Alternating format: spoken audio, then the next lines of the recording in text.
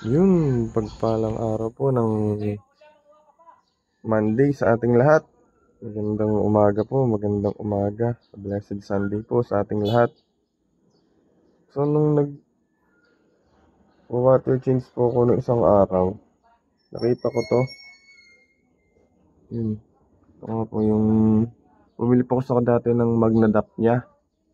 Nung ako'y nag-umpisa pa lang mag-isda, mag-alaga ng mga beta. Ito. Akala ko po wala nang nabuhay dito. Basta nilagay ko lang kasi eh.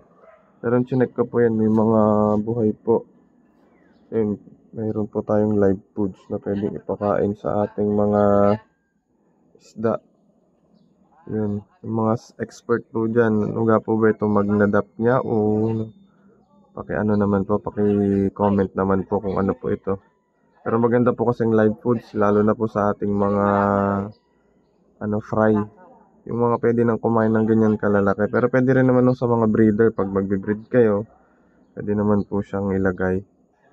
Yun, try po natin kumuha at subukan natin ipakain sa ating mga beta.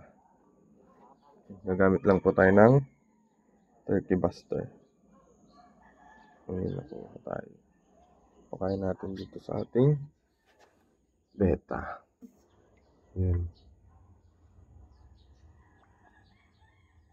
Yun, pinakain naman po niya. Yun.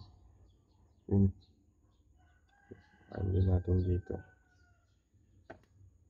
Ayun lang po. Magandang umaga po ulit ng Monday.